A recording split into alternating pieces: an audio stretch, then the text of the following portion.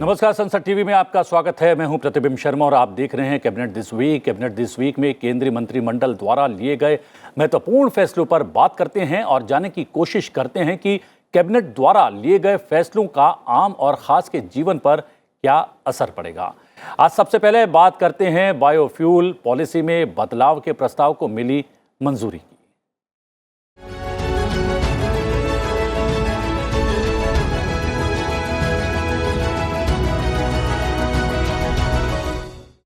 प्रधानमंत्री नरेंद्र मोदी की अध्यक्षता में हुई कैबिनेट बैठक में इथेनॉल का उत्पादन बढ़ाने पर सहमति व्यक्त की गई है। सरकार ने 2025 तक पेट्रोल में 20% इथेनॉल ब्लेंडिंग का लक्ष्य निर्धारित किया है।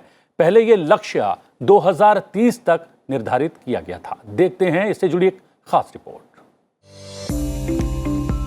प्रधानमंत्री नरेंद्र मोदी की अध्यक्षता में हुई कैबिनेट बैठक में बायोफ्यूल पर राष्ट्रीय नीति 2018 को मंजूरी दे दी गई है। इसके तहत एथेनॉल उत्पादन बढ़ाने के लिए कई और फसलों का इस्तेमाल करने की इजाजत दी गई है। राष्ट्रीय जैव ईंधन नीति, जिसे पेट्रोलियम और नेचुरल गैस मंत्रालय द्वारा 2009 में लागू किया गया था, उसके स्थान पर बायोफ्यूल पर राष्ट्रीय नीति 2018 को पेट्रोलियम एवं प्राकृतिक गैस मंत्रालय ने 4 जून 2018 को अधिसूचित किया था। इस विषय पर विस्तार से बातचीत करने के लिए हमारे साथ मौजूद हैं पेट्रोलियम एवं प्राकृतिक गैस मंत्रालय के संयुक्त सचिव सुनील कुमार जी। सुनील जी, आपका बहुत बहुत स्वागत है। ये तो माना जा रहा था कि जैव ईंधन नीति में कुछ संशोधन होगा, बदलाव होगा, लेकिन मोटे तौर पर अगर मैं और आम लोग जानने की कोशिश करें कि आखिरकार बदलाव के पीछे वजह क्या थी, तो मोटे तौर पर क्या वजह थी सुनील जी? इसकी ये वजह थी कि बायोफ्यूल की जो नीति, जैव नीति सी सबसे पहले 2009 में आई थी। जी जी। तो उस समय बायोफ्यूल के जो फीड स्टॉक होते हैं वो काफी लिमिटेड होते थे। 2018 में काफी मूलभूत परिवर्तन किया गया था जैव नीति में। इसमें जो पहले जो बायोफ्यूल पॉलिसी 2009 में थी उसमें प्राइम मिनिस्टर होते थे, एक नेशनल बायोफ्यूल कोऑर्डिनेशन कमेटी होती थी, उसके चेयरमैन। इसको और नीचे डेलीगेट किया गया था सो दैट इसका कार्य सुचारू रूप से चल सके। इसके बाद 2018 में हम लोगों ने ये भी किया कि बायोफ्यूल्स को 2 भागों में बांटा। नॉर्मल 1G बायोफ्यूल बोलते हैं जो सरलता से बनती है, जैसे इथेनॉल हुई, और एक एडवांस बायोफ्यूल है जो आपने सुना होगा कि पराली या वेस्ट प्रोडक्ट से भी इथेनॉल बनती है, उसको एडवांस बायोफ्यूल कहते हैं।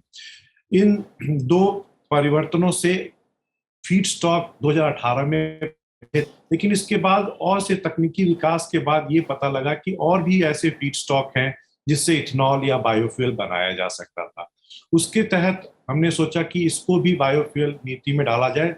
इससे ये होगा कि हमारे लिए फीड स्टॉक बढ़ जाएंगे। फीड स्टॉक बढ़ने से हमारी बायोफ्यूल की उत्पादन क्षमता बढ़ जाएगी। तो इसलिए ये परिवर्तन किया गया था।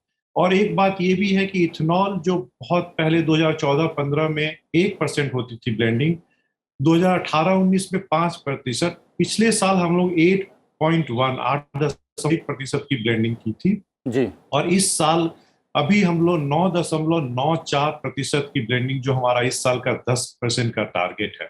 इस तरह के कार्य देखते हुए प्रधानमंत्री जी ने हमारा जो लक्ष्य था 20% ब्लेंडिंग का, उसको उन्होंने 2030 से आगे बढ़ाकर 2025-26 कर दिया है। तो इसके लिए फीड स्टॉक की आवश्यकता थी। इसलिए ये एक बहुत महत्वपूर्ण कारण ये है कि फीड स्टॉक बढ़ाने के लिए ये जैव नीति का अमेंडमेंट किया जी। लेकिन पहले फीड स्टॉक्स की अगर बात करें, उसको सीमित आखिरकार रखने की वजह क्या थी? सीमित रखने की ऐसा नहीं थी, सीमित तकनीकी विकास भी इस क्षेत्र में काफी हुए हैं जी। और इथेनॉल की जो स्टोरी जो बढ़ी है, इथेनॉल से ये हुआ है, आपको अगर पता होगा कि इथेनॉल प्रोडक्शन से जो आय गन्ना उत्पादकों जो डिस्टिलरी वालों से लोकल जगह पे पहुंची। ये जो पहले हम तेल खरीदते थे और तेल, गैसोलीन, सपोज पेट्रोल बेचते हैं, तो ये एक ऑयल प्रोड्यूसिंग कंट्री या ऑयल प्रोड्यूसिंग कंपनी के पास जाती थी। इथेनॉल एक ऐसी चीज है जो गन्ना बनाने वाले अनाज जो खाने लायक नहीं है, उससे जो डिस्टिलरी इथेनॉल बनती है, उसकी जो आय है वो भारत के गांवों तक जा रही है जी। तो इसका एक जो स्पिन ऑफ बोलते हैं हम लोग, इसका स्पिन ऑफ ये है कि local employment and local income और स्पेशली फार्मर इनकम इससे काफी आ रही है। तो इसकी सक्सेस देखते हुए प्रधानमंत्री जी ने ये सोचा कि इसको 5 साल पहले करते, ताकि 20% इथेनॉल ब्लेंडिंग के लिए हमें 1000 करोड़ लीटर की आवश्यकता होगी। अभी हम लोग 450 करोड़ लीटर इस साल खरीदेंगे, उससे करीब 30-40 हजार करोड़ रुपए की आमदनी होती है इथेनॉल बनाने में जितने लोग शामिल हैं। ये बढ़कर 50-60 हजार करोड़ हो जाएगी। तो ये इसके पीछे ये लक्ष्य था कि नीति में अगर बदलाव में, नीति में ये लक्ष्य भी रहता है, तो इस नीति के बदलाव में लक्ष्य को भी आगे किया गया है। जी, तो ये लक्ष्य समय से पहले निर्धारित किया गया है, 5 वर्ष पहले। तो क्या आपको लगता है कि गन्ने का उत्पादन भी बढ़ाना होगा किसानों को, उसके लिए भी उनको काम करना होगा, या कोई और दूसरे और जो है तरीके अपनाए जाएंगे या अपनाए जा सकते हैं? नहीं, गन्ना के अतिरिक्त हमें खाद्यान्न से भी, जो खाद्यान्न टूटे हुए चावल और अनाज जो सड़ गए हैं, जी, टोपियोका हुआ, स्वीट सोरगम हुआ, स्वीट पोटैटो, वेस्ट वेजिटेबल है, कॉर्न जो होता है, जो मक्का कहते हैं, उससे भी इथेनॉल बनता है, उसे भी हमने बढ़ाया है। तो इस तरह हम जैसे आगे बढ़ेंगे, तो गन्ना से तो जो हमारी जो कैपेसिटी है, अभी भी बहुत ज्यादा गन्ना इथेनॉल नहीं आ रही है, बहुत ही कम, छोटा सा प्रतिशत है, तो उससे और आएगी। अभी हम लोग गन्ना से 350 करोड़ लीटर के आसपास ले रहे हैं, 5 साल में ये करीब 600-700 करोड़ लीटर हो जाएगी, और अन्य स्रोतों से भी 300 से 400 करोड़ लीटर आएंगे। इसके अलावा जो मैंने पहले बताया था, एक एडवांस बायोफ्यूल, जैसे पराली से भी इथेनॉल बनता है, उसकी पहली प्लांट पानीपत रिफाइनरी के जस्ट बगल में हमारी प्लांट अगस्त में आ रही है। पहली प्लांट भारत में है, और विश्व में 3-4 ही ऐसे प्लांट हैं जो वेस्ट, जो एग्री वेस्ट बोलते हैं अंग्रेजी में, हिंदी में जैविक अवशेष से इथेनॉल भी बनाएंगे। इस तरह के बहुत सारे प्लांट भी, 5 तो हमारी ऑयल कंपनियां लगा रही हैं, उसके अलावा जो निजी कंपनियां भी इस तरह की एडवांस बायोफ्यूल्स इथेनॉल बनाने की कंपनी डिस्टिलरीज लगा रही हैं। इससे इथेनॉल हमें आशा है कि 2025-26 तक हम 1000 करोड़ इथेनॉल इस देश में ब्लेंडिंग के लिए पूरा कर पाएंगे। तो ऐसी कंपनियों के लिए क्या किसी तरीके का सहयोग सरकार की तरफ से, केंद्र सरकार की तरफ से रखा गया है? कुछ इस पर भी कोई नीति निर्धारित हुई है क्या सरकार की तरफ से? सरकार की तरफ से तो नहीं, सरकार के दिशा निर्देश से हमारी जो ऑयल कंपनी है, जो तेल लेती है, बेचती है पेट्रोल, जिसमें इथेनॉल मिलाकर बेचती है, तो इथेनॉल खरीदती है। तो इन्होंने एक स्कीम पिछले साल चलाया था कि जो राज्य है जहां गन्ना नहीं होता, वहां पे डिस्टिलरीज प्राय पहले नहीं आते थे। डिस्टिलरी जो इथेनॉल आते हैं मूलतः यूपी, महाराष्ट्र, कर्नाटका, ये 3 राज्य में ज्यादा थे। तो इन्होंने एक ऐसा स्कीम चलाया कि जो लोग इथेनॉल इस डेफिसिट स्टेट में बनाएंगे, उनसे हम लोग 10 साल का एक ऑफटेक एग्रीमेंट करेंगे, जो भी बनाएंगे हम उनसे लेंगे 10 साल। इससे हुआ ये कि जो डेफिसिट क्षेत्र थे उसके में डिस्टिलरीज के लिए इंटरेस्ट आई है, और काफी निजी कंपनियां भी इसमें आगे आई हैं और हमसे कॉन्ट्रैक्ट साइन किया। तीसरा फायदा ये हुआ है कि इथेनॉल जो महाराष्ट्र, कर्नाटका और यूपी में बनता था, उसको हम ट्रक द्वारा फॉसिल फ्यूल जला के, डीजल जला के इस क्षेत्र में लाते थे, जैसे कि छत्तीसगढ़, मध्य प्रदेश, बिहार, झारखंड, असम, पश्चिम बंगाल। अब वहीं पे डिस्टिलरी बनेंगे, सो दैट कि वो इथेनॉल वहीं पे पेट्रोल से मिलकर लोगों को तक पहुंचा जाएगा। इससे ये भी होगा कि उस राज्य के भी फार्मर्स, उस राज्य के भी जो इंडस्ट्रियलिस्ट हैं या छोटे स्मॉल एंटरप्रेन्योर्स हैं, उनको भी फायदा मिलेगा, और ये आय पूरे देश में फैलेगी। इसके लिए हमने, तो इसके लिए आपने राज्यों की बात कही कि राज्यों के किसानों को सीधा लाभ होगा, तो क्या राज्य सरकारों से भी किसी तरीके का सामंजस्य स्थापित करके इस नीति को आगे बढ़ाना होगा, निर्धारित करना होगा? राज्यों की क्या भूमिका रहेगी? जी, राज्य के साथ हमारा काफी गहरा रिलेशन चलता है। हम मुख्यमंत्रियों से भी, हमारे मंत्री, पेट्रोलियम मंत्री की भी बातचीत होती रहती है। आपको पता होगा, बिहार ने एक स्कीम निकाली थी, इथेनॉल स्कीम। उन्होंने जो भी इथेनॉल की डिस्टिलरी राज्य में लगा रहे हैं, उनको कई तरह से रियायतें दी थी। उस स्कीम को बाद में पश्चिम बंगाल, असम और मध्य प्रदेश ने भी उसकी स्कीम की, ऑलमोस्ट उसी तरह का स्कीम निकाला। इस स्कीम से यह हुआ कि उनको जितने भी लाइसेंसेज और क्लियरेंसेस थे वो काफी जल्दी मिले, और उसी हिसाब से जल्दी मिलने से इन्वेस्टर्स में एक विश्वास आया। बैंकों ने भी, बैंक के साथ भी हमारा रिलेशन, तो बैंक ने को भी हमने इस विश्वास पे कि उनको 10 साल की एग्रीमेंट है, बैंकों ने भी उनको लोन बहुत तत्परता से दिया है। तो ये कार्य काफी तेजी से चल रहा है। आपको बताते हुए हमें हर्ष हो रहा है कि पिछले साल हमने अक्टूबर में करीब 133 लोगों के साथ ऐसा एग्रीमेंट साइन किया था। उसमें से 200 मतलब 60 लोग इसी साल कंप्लीट करने वाले हैं अपने डिस्टिलरी की। इस तरह से हमारी कैपेसिटी इस साल अंत तक और जनवरी तक 200 करोड़ लीटर और बढ़ जाएगी इस स्कीम की तरफ। जी, तो काफी उत्साह है लोगों में, काफी जागरूकता है, और राज्य सरकारें काफी इसमें काम कर रही हैं। कैबिनेट के इस फैसले में एक बात और भी सामने आई है। राष्ट्रीय जैव ईंधन नीति में संशोधन के बाद पेट्रोल में एथेनॉल को 20% तक मिलाया जाएगा, उसका मिश्रण किया जाएगा। इसका जिक्र अभी आपने भी किया।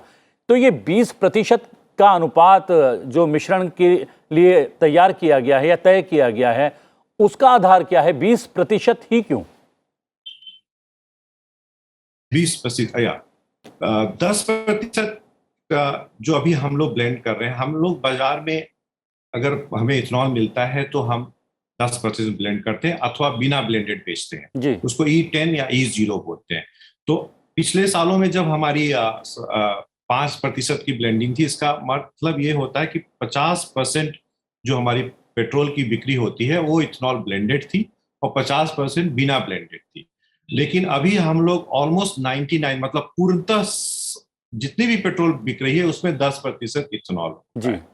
तो ये एक स्टैंडर्ड होता है। 20% इथेनॉल में थोड़ी सी कुछ ये रहती है कि इंजन में थोड़ी सी बदलाव लाने की जरूरत होती है, उस पर भी काम चल रहा है, और वो आशा करते हैं कि 2-3 सालों में वो भी काम पूरा हो जाएगा और हमारी जो नई गाड़ियां हैं और जो गाड़ियां एग्जिस्टिंग है उसमें भी 20% लेने के लिए वो अडेप्टेबल हो जाएंगी, वो कंपैटिबल हो जाएंगी 20%।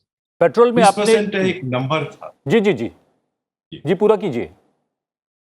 20% विश्व में भी E5 होता है जिसमें 5% होता है, E10 होता है जिसमें 10% होता है, कुछ देशों में E15 भी है, थाईलैंड और अमेरिका के कुछ राज्यों में E15 भी है, E20 होता है, फिर एक E27 होता है जो ब्राजील के पास है, वो 27% करते हैं क्योंकि उनके पास गन्ना बहुत ज्यादा है और उनकी इथेनॉल प्रोडक्शन कैपेसिटी हमसे कम से कम 7-8 गुना ज्यादा है। अच्छा, यानी कि ये इस पर निर्धारित है कि एथेनॉल का उत्पादन कितना हो रहा है। अगर समय के साथ साथ एथेनॉल का उत्पादन हम बढ़ाने में कामयाब हो गए तो ये आंकड़ा बदल भी सकता है। जी जी, जैसे मैं आपको आपके दर्शकों को बताना चाहता हूँ कि जैसे ब्राजील में E27 जो है एक बेस लेवल ब्लेंडिंग होते हैं, लेकिन ब्राजील में ब्लेंडिंग आज के डेट में 40% से ऊपर है। तो वहां क्या होता है, एक नई तरह की इंजन बोली जाती है, फ्लेक्स फ्यूल इंजन, जो E27 से लेके E85 तक कितना भी इथेनॉल हो उस पे वो चलती है। उसमें जो टैंक में आप जब डालते हैं तो टैंक में एक सेंसर होता है, उससे ये पता चल जाता है कि इसमें किस लेवल की इथेनॉल है, E40 है, E50 है, और अकॉर्डिंगली वो इंजन को कॉन्फ़िगर करके चलने लगता है। तो E20 हम जब अचीव कर लेंगे तो हमारी आशा ये है कि हमारी कैपेसिटी 1000 करोड़ लीटर से बढ़ती जाएगी। तो हमारे देश में भी फ्लेक्स फ्यूल लाने का प्रोग्राम शुरू हो गया है। मिनिस्ट्री ऑफ DHI बोलते हैं, मिनिस्ट्री ऑफ हेवी इंडस्ट्री ने भी काम शुरू कर दिया है। ब्राजीलियन कंपनी और अन्य कंपनियों के पास तकनीकी उपलब्ध भी है, हमारी कंपनी भी उनके साथ मिलकर फ्लेक्स फ्यूल बहुत ही जल्दी भारत में लाने की कोशिश करेंगे। फ्लेक्स फ्यूल लाने के बाद E20 से मतलब 20% से ज्यादा ब्लेंडेड पेट्रोल भी भारत में बिक पाएगा। तो क्या ये पॉल्यूशन कंट्रोल से जुड़ा हुआ विषय भी है? एथेनॉल मिश्रित पेट्रोल का जब उपयोग किया जाता है तो पॉल्यूशन कम होता है, क्या ये भी माना जाए? जी, जब आप इथेनॉल मिलाते हैं तो इथेनॉल में ऑक्सीजन होती है, इसका फॉर्मूला होता है C2H5OH। तो पेट्रोल में एक ऑक्सीजन आ जाता है तो पेट्रोल अच्छे से जलती है। तो अनबर्न्ड हाइड्रोकार्बन भी एक पॉल्यूशन का स्रोत है, वो कम हो जाता है। कार्बन मोनोऑक्साइड भी CO2 बन के निकल जाता है तो कार्बन मोनोऑक्साइड की भी कम आती है, और सॉक्स नॉक्स भी कम हो जाते हैं। रिसर्च में भी पता चला है और रियल टाइम टेस्टिंग में भी पता चला है कि प्रदूषण काफी कम होता है। एक कैलकुलेशन हमने अभी किया था कि जब 20% स्पेंडिंग होगी 25-26 में, तो हम लोग 21 मिलियन मेट्रिक टन CO2 कम सेव कर पाएंगे इमिशन से प्रति साल, प्रति पर ईयर। जी ऐसा हमारा अनुमान है जो हम लोगों ने गणना की है। तो ये आंकड़े हैं प्रदूषण जी नियंत्रण। जी जी एक काम को निर्धारित करने के लिए जो तय समय है उसको घटाकर सीधे 5 बरस कम कर देना कितना चुनौतीपूर्ण है? चुनौतीपूर्ण तो है। क्या चुनौतियां सामने आ सकती हैं? चुनौतियां देखिए, जब ये पूरी जो इंडस्ट्री है इसमें सप्लायर हैं जो इथेनॉल हमें बना कर देंगे, जिससे हमको इथेनॉल खरीदना है, फिर ये इथेनॉल को हम मिश्रण करके बाजार में बेचना, और उसके लिए जो ग्राहक हैं उनकी गाड़ियां, और दोनों तरफ यूसेज एंड प्रोडक्शन। तो प्रोडक्शन में हमें लगा कि हम इतनी जल्दी इतनी कैपेसिटी नहीं आएगी, लेकिन निजी हमारे बिजनेसमैन, इन्वेस्टर, हमारे लोग, हमारे राज्य सरकार, ये सबका इतना इंटरेस्ट रहा और इतना ज्यादा काम हुआ कि प्रोडक्शन साइड में हमें ये कॉन्फिडेंस आने लगा कि हम ज्यादा, जो भी हमारी 20% की रिक्वायरमेंट है, हम वहां 25 तक पहुंच जाएंगे। तो इसलिए लगा कि हम लोग 5 साल पहले ही इस फिगर को पहुंच जाएंगे। और आपको ये भी मैं बताता हूं कि अगले साल अप्रैल से हम लोग 20% ब्लेंडेड पेट्रोल चुने हुए शहरों और चुने हुए राज्यों में शुरू भी कर रहे हैं, कि 2-3 साल का हमें कुछ अनुभव मिले कि 2025 में हम पूरी तरह 20% ब्लेंडिंग कर सकें। तो ये यहाँ पर एक बात और भी सामने आ रही है कि इस संशोधन के बाद जो हमारा घरेलू तकनीक है उसको विकसित करने में और शोध को कहीं ना कहीं बढ़ावा देने में भी खासा कारगर होगा ये संशोधन। जी जी, क्योंकि जो नई मैंने बताया एडवांस बायोफ्यूल, उसमें जो नए तकनीक आ रहे हैं, जैसे गन्ना है, तो गन्ना से हम इथेनॉल, चीनी और इथेनॉल बना लेते हैं। लेकिन गन्ना को जो आप हिंदी में बोलते हैं पेरते हैं, तो उसके बाद एक बगास निकलती है जो बचा हुआ जो है, जिससे रस निकल जाता है, उसके बाद उससे भी इथेनॉल बनाने की तकनीकी हमारे ही इंजीनियर्स ने भारत में विकसित की है। इसके अलावा गन्ना के ऊपर जो हरी पत्तियां होती है, उसके लिए भी रिसर्च और लैब स्केल में है कि उस पत्तियों से भी इथेनॉल बना सके। तो ऐसा होगा कि एक डिस्टिलरी केवल गन्ने के रस से नहीं, गन्ने का जो बगास है, जो बचा हुआ और गन्ने की पत्तियों से भी इथेनॉल बनाएंगे। और इसी तरह जब मक्के से अगर इथेनॉल बनाएंगे, तो मक्के की तो निकालने के बाद जो बीच में कॉर्न कॉब बोलते हैं इंग्लिश में, उससे और गन्ने की जो स्टॉक है और उनकी पत्तियां हैं, उससे भी हम इथेनॉल बनाएंगे। एडवांस बायोफ्यूल बोलते हैं उसको। तो इस तरह इथेनॉल हम पूरे प्लांट से पूरा इथेनॉल लेके आएंगे। तो इससे भी हमें आशा है कि हम 2030 तक तो 1500 तक तो पहुंच जाएंगे, तो और 20% से ऊपर ब्लेंड कर पाएंगे। जी, तो क्या माना जाए इससे मेक इन इंडिया का जो एक स्वप्न है प्रधानमंत्री का, उसको भी मजबूती मिलेगी? जी जी, अभी आपको हमें बता रहे हैं कि जो डिस्टिलरी से इथेनॉल बनती है, उसके अधिकतर पार्ट्स और अधिकतर जो उनके फर्मेंटर होते हैं, उनके जो मेन पार्ट्स होते हैं, हमारी कंपनियां बनाती हैं। और ये ब्राजील और यूएस में भी सप्लाई कर रही हैं, क्योंकि हमारी तकनीकी और इतना नंबर बढ़ गया है, तो उनकी प्रोडक्शन कैपेसिटी और उनकी टेक्निकल कैपेबिलिटी दोनों बढ़ गई है। ऐसा हो रहा है कि बाहर से भी इंटरेस्ट आ रहे हैं कि आप हमारे देश में ये इथेनॉल प्लांट्स हमारे में सप्लाई करें। तो सप्लाई ऑर्डर्स भी मिले हैं। जी जी, अब प्रधानमंत्री का हमारे यहाँ मेक इन इंडिया का बल है। एक और विषय पर लगातार जोर रहता है प्रधानमंत्री का कि हम लोग जो हैं आत्मनिर्भर बने, और ऊर्जा के क्षेत्र में और ईंधन के क्षेत्र में उनका लगातार प्रयास भी है इन दिनों। और ये इसलिए भी आवश्यक हो जाता है क्योंकि आजकल वैश्विक परिदृश्य पर जो कुछ घटित हो रहा है, उसके बाद जो है इसकी आवश्यकता और भी ज़्यादा महसूस की जाने लगी है। तो क्या माना जाए इस निर्णय के बाद, इस संशोधन के बाद 2047 तक भारत के ऊर्जा के मामले में हम स्वतंत्र हो पाएंगे? जी, अगर आप देखें तो बायोफ्यूल जो होती है, बायोफ्यूल पॉलिसी का यही मतलब था। जैसे इथेनॉल है, जैसे मैं बताया राज्यों में बनेंगी, तो राज्यों में ही उसका उपयोग हो जाएगा। एक और बायोफ्यूल है जिसको हम लोग पहले गोबर गैस बोलते थे, लेकिन उसको हम लोग प्यूरिफाई करके कंप्रेस बायोगैस बोलते हैं। वो भी पराली, अनाज से और सड़ा हुआ वेजिटेबल और गोबर, बहुत चीजों से बनती है। सो उससे ये होता है कि जो गोबर गैस की जो ये गैस बनती है सीबीजी, ये सीएनजी, जो आपने सुना होगा सीएनजी की जो व्हीकल है, सीएनजी में ये मिक्स हो जाता है और इसमें जो ऊर्जा है वो सीएनजी से थोड़ी ज्यादा होती है क्योंकि ये प्योर मीथेन होता है।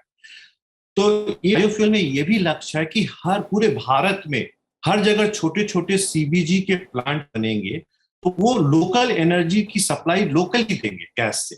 तो हम ये भी बताते हैं कि हम लोग सीजीडी नेटवर्क बोलते हैं, गैस डिस्ट्रीब्यूशन नेटवर्क पूरे देश में फैला रहे हैं। तो जब गैस डिस्ट्रीब्यूशन नेटवर्क आ जाएंगी तो गैस अभी हम बाहर से खरीदते हैं, रिफाइनरी से निकालते हैं, जो हमारे ऑयल फील्ड है उससे डालते हैं, वो हमारी पूरी आवश्यकता पूरी नहीं करता, हम कुछ आयात भी करते हैं जी। तो ये जब नेटवर्क आ जाएगी तो ये छोटे छोटे जो कंप्रेस बायोगैस के जो प्लांट हैं वो लोकली उसमें इंजेक्ट करेंगे और वहीं पे आसपास के इंडस्ट्री और लोग लेंगे। तो आप देखिए कैसे ये डिस्ट्रीब्यूटेड एनर्जी मॉडल डेवलप होता जाएगा। ये भी बायोफ्यूल में ही इसकी की गई है, इसमें भी कार्य चल रहा है। आपने समय निकाला सुनील जी, बहुत बहुत धन्यवाद। बहुत सारे बिंदुओं पर प्रकाश डाला और बहुत सारी चीज़ें जो समझ से बाहर थी आम आदमी के और हमारे भी, उसको आपने बहुत सुलझा कर पेश किया। बहुत बहुत धन्यवाद आपका। धन्यवाद। धन्यवाद। Sunil Kumar, joint secretary, ministry of petroleum and natural gas, हमारे साथ जुड़े हुए थे। और अब बात करेंगे सार्वजनिक क्षेत्रों के उपक्रमों के निदेशक मंडल को विनिवेश, सहायक कंपनियों और संयुक्त उपक्रमों को बंद करने और अल्पांश बिक्री से जुड़ी सिफारिशों की।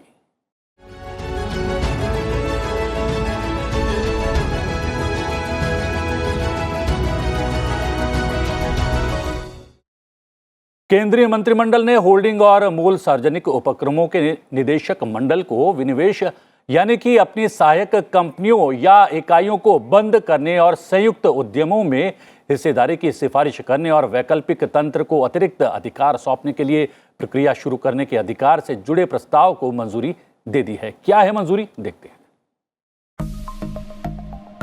प्रधानमंत्री नरेंद्र मोदी की अध्यक्षता में केंद्रीय मंत्रिमंडल ने होल्डिंग मूल सार्वजनिक क्षेत्र के उद्यमों के निदेशक मंडल को विनिवेश करने या बंद करने की प्रक्रिया की सिफारिश करने और शुरू करने के लिए सशक्त बनाने के प्रस्ताव को मंजूरी दे दी है। इस प्रस्ताव का उद्देश्य सार्वजनिक उपक्रमों के निदेशक मंडल को निर्णय लेने के लिए ज्यादा स्वायत्तता देना और सहायक कंपनियों, इकाइयों या संयुक्त उद्यमों में निवेश के मार्फत कामकाज में सुधार की सिफारिश करना है, जिससे वे ऐसी सहायक कंपनियां, इकाइयों, संयुक्त उपक्रमों को उचित समय पर या घाटे में चल रही और अक्षम सहायक कंपनियों, इकाइयों, संयुक्त उद्यम को बंद कर अपने निवेश का मौद्रीकरण करने में सक्षम होंगे। जी हाँ, चलते चलते इस विषय को और भी बारीकी से समझते हैं। प्रधानमंत्री नरेंद्र मोदी की अध्यक्षता में केंद्रीय मंत्रिमंडल ने होल्डिंग मूल सार्वजनिक क्षेत्र के उद्यमों के निदेशक मंडल को विनिवेश करने या बंद करने की प्रक्रिया की सिफारिश करने और शुरू करने के लिए सशक्त बनाने के प्रस्ताव को मंजूरी दे दी है। इस प्रस्ताव का उद्देश्य सार्वजनिक उपक्रमों के निदेशक मंडल को निर्णय लेने के लिए ज्यादा स्वायत्तता देना और सहायक कंपनियों, इकाइयों या संयुक्त उद्यमों में निवेश के मार्फत कामकाज को सुरक्षित बनाना है। कैबिनेट दिस वीक में आज के लिए इतना ही। कैबिनेट दिस वीक में आपसे फिर भेंट होगी। फिलहाल मुझे आज्ञा दीजिए, लेकिन देखते रहिए संसद टीवी। नमस्कार।